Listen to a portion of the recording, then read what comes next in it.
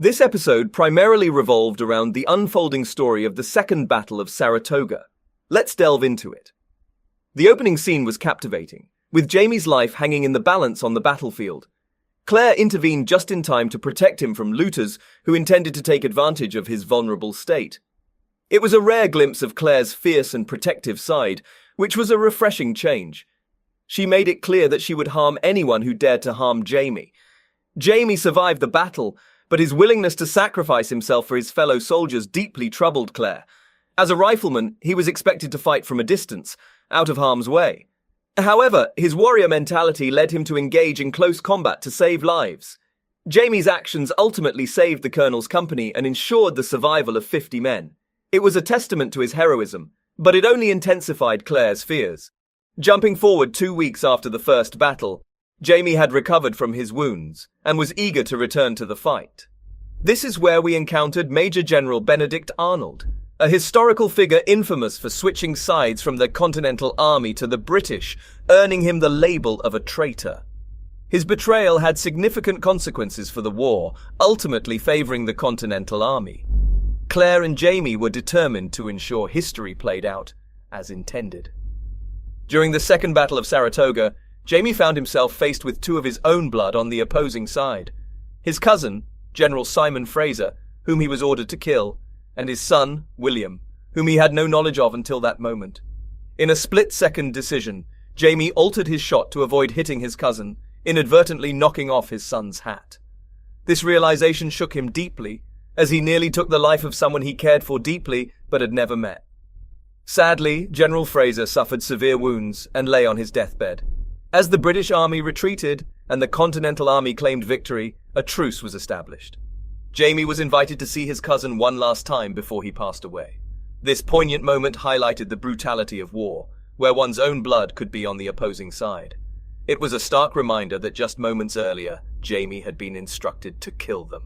Now he found himself in a room surrounded by people who had sought to end his life. The irony of war is truly mind-boggling. As Jaime bid farewell and his cousin passed away, we witnessed Jaime approaching Will and returning his hat. Prior to William becoming captain, Jaime had never engaged in a proper conversation with him. He mentioned that he approached Will to ensure they could finally speak as men, rather than adversaries armed with weapons. Furthermore, with Jaime's cousin deceased, his final wish was to be laid to rest in Scotland. This fortuitously allowed Jaime, Claire, and Ian to secure passage on a ship provided by royalty, expediting their return to Scotland. At long last, Jaime arrived back in his homeland towards the end of the episode.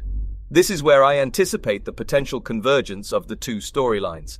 Considering Roger and Buck have traveled back in time to 1778, and with the final Battle of Saratoga occurring in October of 1777, it is plausible that the current timeline is now 1778. Consequently, we may witness Roger crossing paths with Jaime as he endeavors to locate Jeremiah. Within this episode, we were also finally treated to Ian and Rachel sharing a kiss. It had been hinted at for some time, and it finally came to fruition. However, a palpable sense of unease lingered between them afterwards, as their connection seemed to be frowned upon. Ian also harbored fears that Rachel's association with him could put her in harm's way, potentially leading to her demise. As Ian departed, he entrusted Rachel with the care of Rollo. It became evident that Archibald was still in pursuit, vowing to exact revenge on Ian for what transpired with his wife. Given his initial declaration to deprive Ian of something precious, it appears that Rachel may face grave danger going forward, especially now that she is on her own and Archie is aware of her ties to Ian. This is certainly a storyline to anticipate in the second part of Season 7. As for you, Roger and Brie, your screen time throughout the entire episode was rather limited. Roger returned and revealed his belief that Rob took Jeremiah through the stones. Brie speculated that Rob's motive could be to locate and retrieve the Jacobite gold, considering the stolen letter and Jim's knowledge of its whereabouts. This would reintroduce the significance of the Jacobite gold to the story, as it had not been addressed since the beginning of the season. This aligns with the events in the novels, suggesting that it may indeed be the case.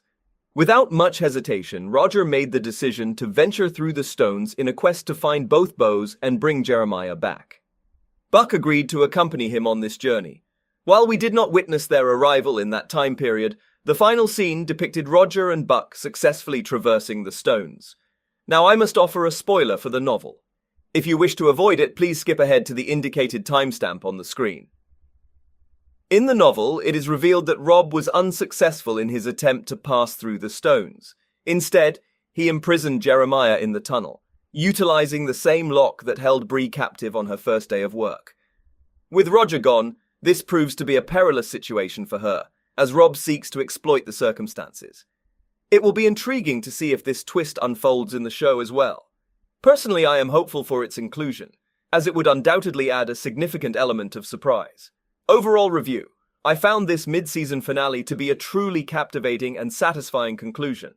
The storyline set in the 1980s with Roger and Brie had me completely enthralled, eagerly following their every move. However, if I had one small critique, it would be that I wished there had been even more focus on their journey and the challenges they faced.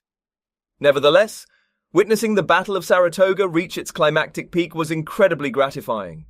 The intensity of the battle, combined with the anticipation of Jaime's survival after the events of the previous episode, had me on the edge of my seat. I breathed a sigh of relief when Jaime emerged from the chaos unscathed, proving once again his resilience and determination. Now that Jaime finds himself in a different continent, my mind is filled with curiosity and anticipation for the anticipated revelation that hangs in the air. It feels like an inevitable turning point in the story, and I eagerly await the unraveling of this mystery. The way the pieces will come together and the impact it will have on the characters and their relationships is something I can't wait to witness. I must admit, I share the disappointment of having to wait until next year for the next batch of episodes. The lengthy delay almost makes it feel like a separate season altogether.